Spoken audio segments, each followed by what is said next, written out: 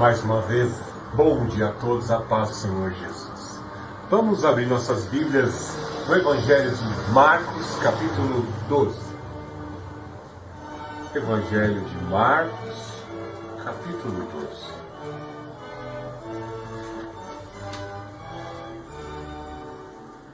12. Evangelho de Marcos, capítulo 12. Do versículo 1 até onde eu paro. Então Jesus começou a falar-lhes por parábolas. O homem plantou uma vinha, fez uma cerca ao redor dela, cavou um tanque de espremer uvas e edificou uma torre. Depois arrendou a alguns agricultores e saiu de viagem. No devido tempo, enviou um servo aos agricultores para que recebesse deles o fruto da vinha. Mas, dominando, eles o espancaram e o mandaram embora, de mãos vazias. De novo, enviou-lhes outro servo, mas o feriram na cabeça e o insultaram. Então enviou ainda outro, mas eles o mataram. Também enviou muitos outros, dos quais a uns espancaram, a outros mataram. E restava-lhes ainda um, o seu filho amado. Então, por último, o enviou a eles, dizendo: ao meu filho respeitarão. Mas aqueles agricultores disseram entre si: este é o herdeiro, vamos matá-lo, e a herança será nossa. E agarrando-o, mataram-no e lançaram-no fora da vinha. Portanto, o que o Senhor da vinha fará, irá e matará os agricultores e dará a vinha a outros. Nunca lestes essa escritura? A pedra que os construtores rejeitaram tornou-se a pedra angular. Isso foi feito pelo Senhor, é maravilhoso aos nossos olhos. Procuraram então prendê-lo, mas temeram a multidão, pois perceberam que havia proferido essa palavra contra eles e deixando-o retiraram-os. Oremos neste momento. Santo Espírito do Deus Altíssimo, Santo Espírito Consolador, Santo Espírito Encorajador, eu te invoco neste momento, usa a minha vida e os meus sentidos para pregar a tua palavra. Em nome do Senhor Jesus Cristo, nos dá ousadia, nos dá força, o vigor, meu Deus, para levarmos avante a comissão que está sobre os nossos ombros de pregar a tua palavra. Quero pregar a tua palavra, meu Deus, até meu último fôlego de vida. Quero te servir e te adorar para sempre. Pai Santo, eu desejo isso para todos da Remanescente Cristã Filadélfia e para todos que nos assistem pela plataforma do YouTube. Em nome do Senhor Jesus Cristo, Pai, trabalha as mentes e as consciências. Ilumina para a verdade, meu Deus, em nome do Senhor Jesus Cristo. Resgata das trevas para a luz do Senhor Jesus Cristo. Endireita os nossos caminhos, Pai. Em nome do Senhor Jesus Cristo, fala aos nossos corações. Tira a dureza, Pai Santo, tira a resistência. Em nome do Senhor Jesus Cristo, nos torna sensíveis à verdade, aos valores e as boas obras, em nome do Senhor Jesus Cristo. Te pedimos nesta manhã, fala poderosamente aos nossos corações, Pai, em nome do Senhor Jesus Cristo, em nome do Senhor Jesus, que seja repreendido agora os espíritos imundos contrários à pregação do Evangelho, em nome do Todo-Poderoso, e todo espírito imundo contrário à pregação da verdade sejam repelidos e afugentados com o fogo do Espírito Santo, em nome do Senhor Jesus Cristo. E assim glorificamos o Pai, glorificamos o Filho, glorificamos o Santo Espírito. Amém.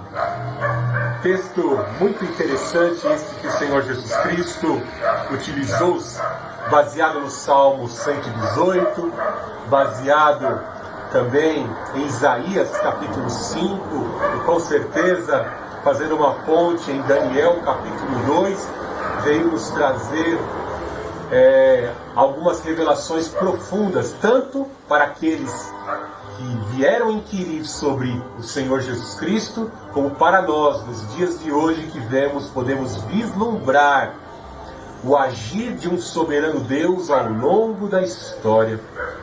Ficou bem claro e patente para aqueles que vieram inquirir ao Senhor Jesus Cristo quem é o Senhor da vinha, quem é o Deus Altíssimo e quem o Senhor, o Deus Altíssimo, enviou para salvar Israel. Na pessoa do Senhor Jesus Cristo, aquele que estava diante dos olhos daqueles que dominaram a vinha, dominaram a plantação, dominaram a propriedade, que eram fariseus, saduceus, herodianos, a casta religioso política que dominava naquela época, visto que haviam muitos entreguistas por parte dos herodianos, e por isso que podemos constatar que religião e política estavam entrelaçadas. E quando o Senhor Jesus Cristo, o Filho, o Príncipe do Senhor da vinha, veio até eles, eles ficaram espantados, temerosos, e sabia que o juízo sobre a vida deles estava próximo. É interessante observarmos que este capítulo 12, a parábola dos agricultores, ela está entremeada em dois ensinamentos preciosíssimos do Senhor Jesus Cristo. Primeiro vieram ali alguns homens para contestar a autoridade do Senhor Jesus Cristo. Quem lhe havia concedido a autoridade para realizar aquilo que ele estava exercendo? Como eu já afirmei em várias mensagens, o Senhor Jesus Cristo estava cumprindo os ensinamentos dos profetas, em especial Isaías 61, estava trazendo a verdade das Escrituras predito pelos profetas, e ali vieram fariseus, os escribas e os maiorais da política indagar, questionar o Senhor Jesus Cristo, da onde vinha a sua autoridade, para pô-lo em dúvida, e sem dúvida nenhuma, por meio dessa inquisição, estarem tentando levar a multidão a duvidar do Senhor Jesus Cristo. E algo interessante que o Senhor Jesus Cristo responde a esse inquirimento dos maiorais que vieram até ele com um questionamento. Veja no versículo Marcos 11, verso 28. E perguntarem: com que autoridade fazes essas coisas? Quem te deu autoridade para fazê-la? Jesus respondeu: eu vos perguntarei uma coisa, respondei-me, e eu vos direi com que autoridade faço essas coisas. O batismo de João era do céu ou era dos homens? Veja que o Senhor Jesus Cristo desmonta a hipocrisia daqueles homens por meio de uma pergunta. E o batismo de João? Era dos homens? Veio de Deus, dos céus, ou veio dos homens? A autoridade que estava sobre João Batista. Conferimos que por meio desta pergunta o Senhor Jesus Cristo se afirma a mesma autoridade que estava sobre João Batista, que veio para preparar o caminho para o Filho de Deus, assim como os batedores preparavam o caminho para o rei que haveria de passar, bem assim João Batista, munido de autoridade de Deus, veio preparar o caminho para o Senhor Jesus Cristo, o Messias. E como os fariseus sabiam muito bem, por meio do testemunho e da palavra que estava inserida no poder de Deus, eles sabiam muito bem que João Batista era um profeta de Deus. Porque o testemunho, o vivenciamento de João Batista expressava que ele realmente vinha de Deus. Pois até a própria semelhança, João Batista como um nazireu, ele se vestia igual ao profeta Elias. E havia uma profecia de Malaquias, logo ali nos últimos versículos de Malaquias, que dizia que o Elias voltaria antes do dia terrível do Senhor. Então eles sabiam muito bem que tanto João Batista como o Senhor Jesus Cristo, por meio da experiência, do vivenciamento, do testemunho e da autoridade da palavra, e em especial o Senhor Jesus, Porque dos nascidos de mulher, João Batista foi o maior profeta, mas ele não realizou sinal algum. Mas agora o Senhor Jesus Cristo tinha autoridade e poder. Os sinais acompanhavam o poder da palavra que emanava do Senhor Jesus Cristo. Então eles temiam, eles sabiam realmente. Confirmava-se que a autoridade vinha de Deus sobre a vida de Jesus. E eles, cientes da verdade, porque eles hipocritamente elaboraram esse questionamento, eles ali arrazoaram. Se a gente dizer que realmente foi de Deus, aí ele vai nos dizer.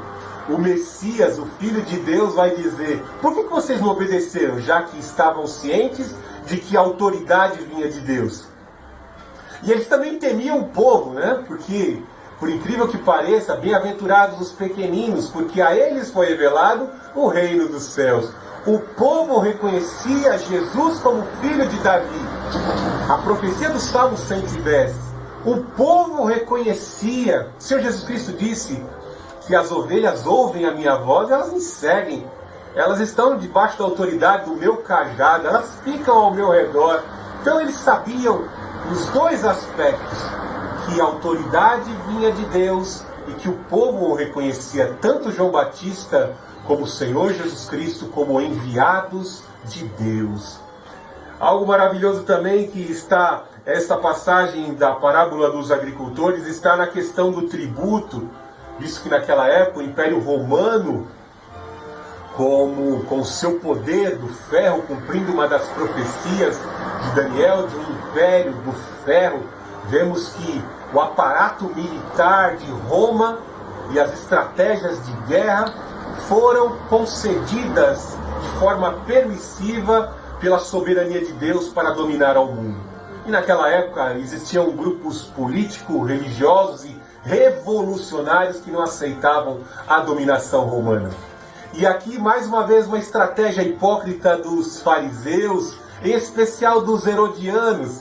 Os herodianos eram entreguistas, né? Eles eram tanto vinculados a Herodes, mas também, como muitos saduceus, eram entreguistas, porque eram ricos, tinham muitas propriedades, e tanto a posição que tinham, quanto a entregar Israel, a dominar Jerusalém, a Judéia, a dominação dos romanos, lhes favoreceria. Eles poderiam lucrar com suas propriedades, lucrar com o seu gado, com as suas riquezas, sob a concessão de Roma. Então, os herodianos, os saduceus especialmente, eram entreguistas.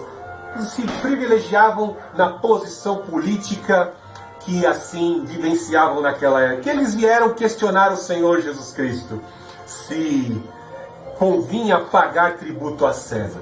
Se o Senhor Jesus Cristo dissesse que não deveriam pagar tributo a César, esses mesmos hipócritas, esses mesmos saduceus, já iriam lá delatar o Senhor Jesus Cristo com o intuito de dizer: este Jesus é um revolucionário e ele quer pregar uma insurreição para libertar a Judéia do domínio romano. E aí o Senhor Jesus Cristo seria preso. Vemos que o Senhor Jesus Cristo, munido do poder de Deus, como mestre supremo, ele, onisciente, ciente da hipocrisia daqueles ali, ele pediu ali uma moeda, um denário, que era uma moeda romana, e algo tão interessante que o diabo faz questão de marcar aquilo que é seu, né? Ele coloca a imagem, a efígie, ele coloca ali uma simbologia satânica, em especial a foto dos seus agentes, nas notas, nas moedas imprimidas. E César, que se considerava uma divindade, César, que se considerava um deus, ele havia imprimido nas moedas a sua imagem.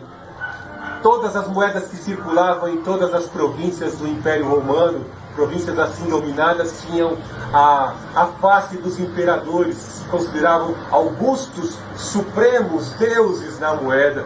E o Senhor Jesus Cristo, olhando para aquela moeda com a face de César, ele olhou para a hipocrisia e para a moeda e assim lhes entregou um juízo.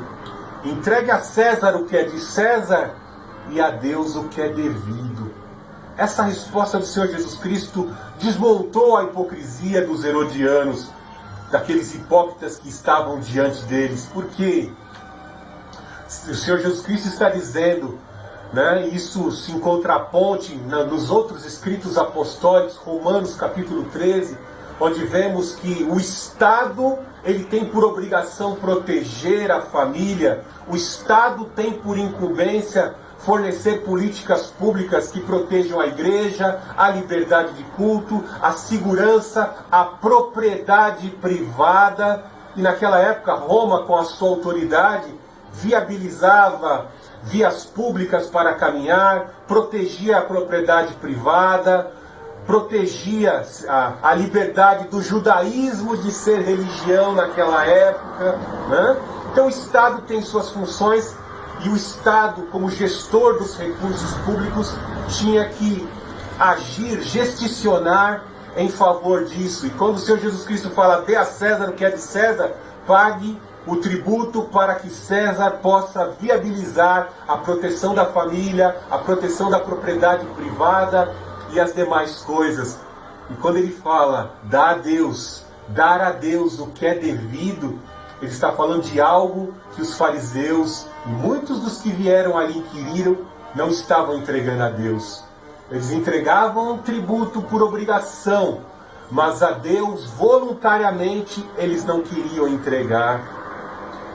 Visto que, como eu disse, essa passagem está assim inserida, entrelaçada com Romanos capítulo 12, eles se esqueceram que quem concedeu a Israel a terra, minha é a terra e eu a dou a quem eu quero.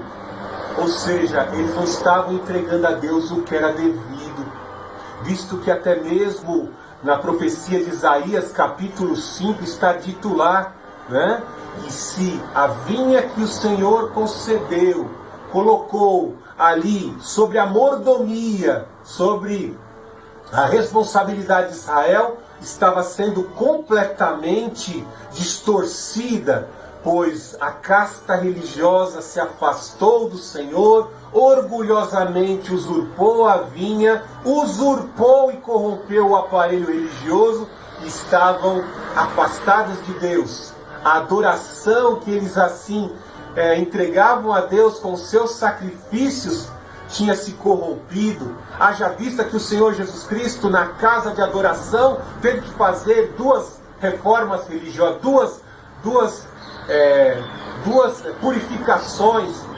Na primeira, nós vemos que o Senhor Jesus Cristo, no início do seu ministério, faz essa devida purificação, e um pouco antes do seu sacrifício, ele faz uma segunda purificação devido às atividades ilícitas que estavam sendo praticadas dentro do templo, visto que havia atividade de cambistas, atividade de trocas de moedas por valores maiores, animais vendendo por 5 vezes o valor do preço, e de certa forma algo terrível.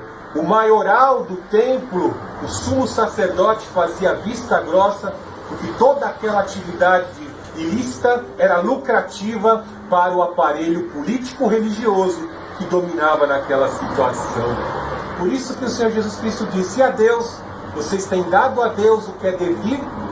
A hipocrisia deles ficou patente, porque eles, como tirano, se apropriaram da vinha, se apropriaram do aparelho religioso, e despoticamente, poder passando de pai para filho, eles dominavam, estavam afastados de Deus, e como guias cegos, estavam levando os seus seguidores para o inferno.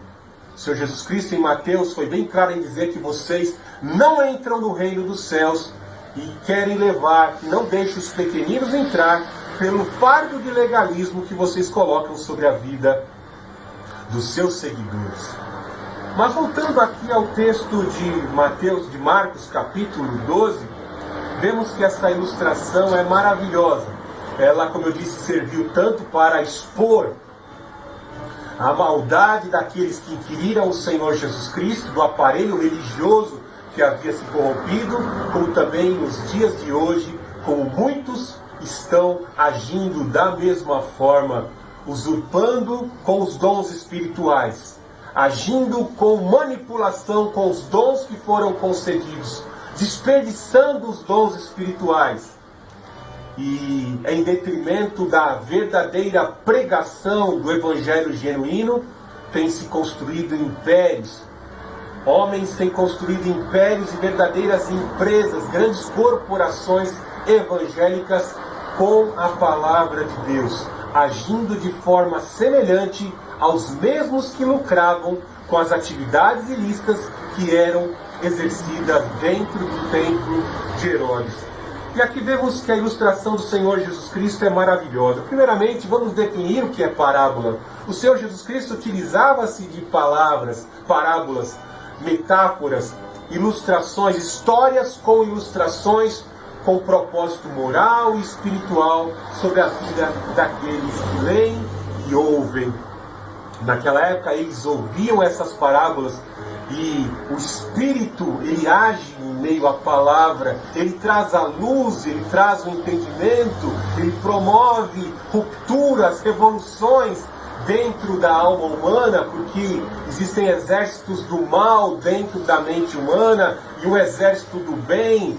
E o Espírito de Deus testifica no espírito do homem que somos filhos de Deus, e há uma verdadeira revolução. A luz vai dissipando as trevas, mas essa batalha só é ganha pelo Espírito quando o homem, por livre-arbítrio, quer se libertar. E conhecereis a verdade vos libertará. Quanto mais o homem se aprofunda na luz do conhecimento da palavra de Deus, mais fortalecido, mais desprendido do mundo, mais focado no destino e no sentido da vida, que é a salvação eterna, ele ficará, ele se fortalecerá, ele vivenciará isso eternamente. Mas se o homem assim desejar, no seu egoísmo, manter-se preso, manter a sua vontade carnal, o seu egoísmo nas coisas dessa terra, ele não poderá sobreviver. O profeta Joel foi bem claro em dizer que o dia terrível do Senhor vem, e quem poderá sobreviver? Quem poderá se sustentar no dia terrível do Senhor? Tanto é que tantos homens do passado tiveram a oportunidade, com a sua mordomia, de utilizar seus recursos, e a sua inteligência, a sua posição para servir a Deus, mas abrindo mão de servir a Deus, procuraram servir ao seu próprio egoísmo e morreram eternamente. Estão condenados e apartados do Senhor para sempre. Então, por meio das parábolas e das verdades que o Senhor ensinava naquela época, muitos fariseus tiveram oportunidade. Muitos não quiseram aceitar, com medo e receio, por seu egoísmo, de perder sua posição. Rejeitaram a palavra, resistiram à palavra, chegaram ao ponto de blasfemar contra o Espírito Santo, como está lá em Mateus capítulo 12. Blasfemaram contra o Filho de Deus, contra o Espírito de Deus, e para eles não tem perdão. Até nos dias de hoje, os apóstatas que conhecem a palavra de Deus e abandonaram a palavra de Deus, não têm perdão, porque blasfemam e resistem contra a ação do Espírito Santo.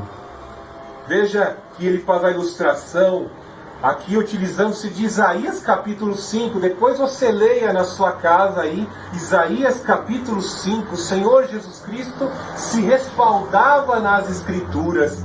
O próprio Filho de Deus é o cumprimento das profecias. Isaías 61, Isaías 53, em especial aqui ele está usando Isaías capítulo 5, falando de uma vinha que foi plantada por um homem. Veja aí, um homem plantou uma vinha, fez uma cerca ao redor dela, cavou um tanque de espremer uvas, edificou uma torre, depois arrendou-as e alguns agricultores e saiu de viagem.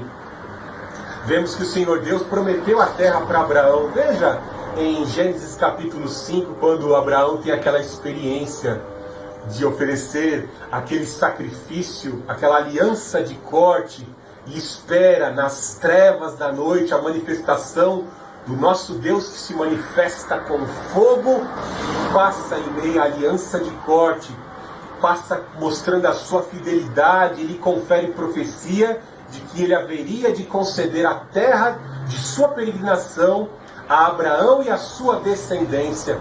Isso levaram alguns séculos, aproximadamente 500 anos após, praticamente ele disse que depois de 430 anos, a descendência de Abraão passaria na terra do Egito, e depois ele concederia a terra. Depois de 40 anos de peregrinação, começou a conquista, e a conquista durou até Davi aproximadamente 500 anos. E a terra foi concedida, Jerusalém foi conquistada, a arca que representa a presença do Senhor foi levada para Jerusalém, a capital da confederação de Israel.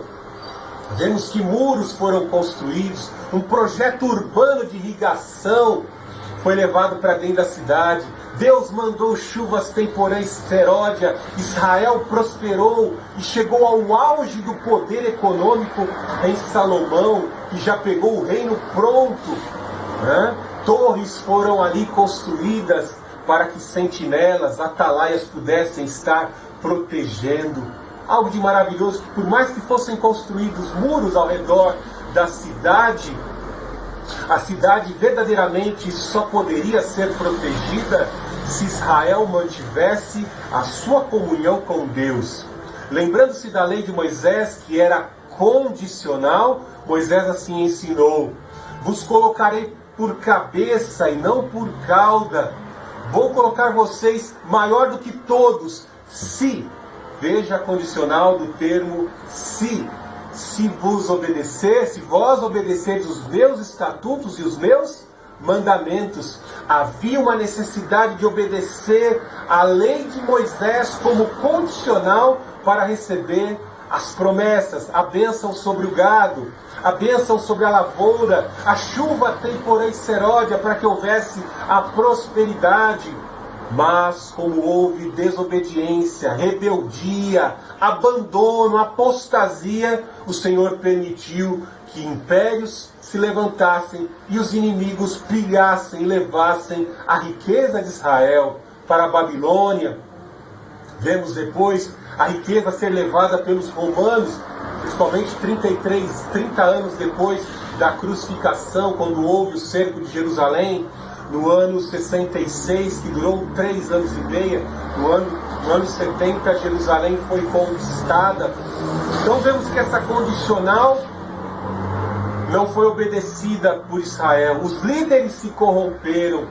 E quando o líder fracassa, os pequeninos muitas vezes não têm a quem seguir e acabam se corrompendo, porque os professores e mestres se corromperam. Veja nos dias de hoje quão terrível é quando os mestres se corrompem, né? Veja no YouTube cenas terríveis de professoras ensinando alunos a colocarem preservativo com a boca. Professores ensinando alunos e alunas menores de idade a práticas de sexo anal. Palavras fortes eu estou falando, né? Mas se você duvida, assiste aí no YouTube que você vai encontrar. Ideologia de gênero trazendo confusão às crianças, dizendo que as pessoas não nascem nem homem nem mulher.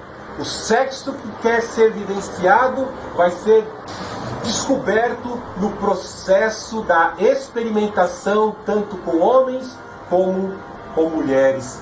A palavra de Deus desmonta tudo isso. Deixará o homem o seu pai, a sua mãe, unir-se à sua mulher e serão os dois uma só carne. Deus afirma que a família é a matriz da sociedade. Não existe sociedade saudável sem a preservação da família. União do sexo masculino com o sexo feminino, com a bênção de Deus no casamento para a construção da família. Está dando para você entender por que o diabo usa os seus agentes ideologicamente vinculados a partidos para atacar a família, para destruir a família, para destruir uma nação. Por que as nações pagãs não puderam prevalecer? Porque destruíram as suas famílias, porque eram praticantes de pedofilia, de zoofilia, de tantos outros pecados.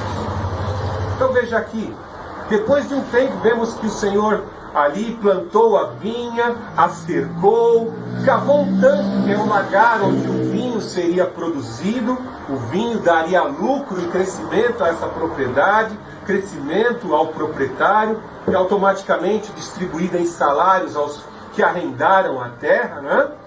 Aos servos que ficaram exercendo a mordomia e o cuidado da terra. Depois vemos de ter arrendado os agricultores, o Senhor sai em viagem. Bem assim, o Senhor chega até nós por meio da palavra. Quando você ouve a palavra entra pelos teus ouvidos, essa palavra te mostra, ilumina os teus olhos, abre os teus olhos, e agora você enxerga a verdade. Você enxerga que muitos dos seus hábitos e a cultura deste mundo está condenada à destruição eterna. E agora você tem o caminho de um único Senhor, de um único líder. Muitos líderes vão tentar surgir ao longo do caminho da sua vida, e tentando tirar a posição de Jesus.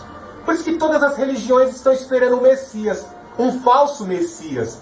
Toda a religião está esperando. O islamismo está esperando o Imam Mahdi, a maçonaria, o iluminado, o Gadu lá, né? O budismo está esperando o Maitreya. São várias religiões com vários messias, né? O comunismo esperando o seu ditador fascista que vai controlar, o ditador globalista que vai controlar o mundo, uma ditadura global, né? Tá cheio de globalista da ONU aí, esperando esse ditador global, né? Mas o verdadeiro Cristo você conhece. É chegado a vós o reino de Deus. O verdadeiro governante de paz, não ditador, já foi inserido na tua mente. É o Senhor Jesus Cristo. Ele afirmou, é chegado a vós o reino dos céus. Nós já fazemos parte deste reino que foi entregue. E o Senhor Jesus Cristo, ele não é um ditador fascista. Ele não fica ostensivamente em cima da tua vida. Ele respeita o seu livre-arbítrio. Eis que estou à porta e bato. Se alguém ouvir a minha voz e abrir a porta, eu entrarei com ele, cearei com ele e ele comigo. O Senhor Jesus Cristo não é um ditador que fica a todo instante na sua mente incomodando você. Ele quer que você obedeça para que você prospere. Você não colha sequelas e consequências terríveis de escolhas erradas. Mas de vez em quando, você põe para dentro da tua casa, você começa a vivenciar a cultura dos falsos messias dessa terra. Do prazer, da tecnologia, do entretenimento, dos astros da indústria do entretenimento. E é terrível, porque Deus tenta falar de diversas formas que o Espírito em que vós habita sente ciúmes, mas você despreza aquele que é fiel com você. Assim como os maiorais de Israel desprezaram o Senhor, e Roma dominava sobre eles. Roma estava prestes a destruir a vida daqueles que dominavam a religião naquela, o aparelho religioso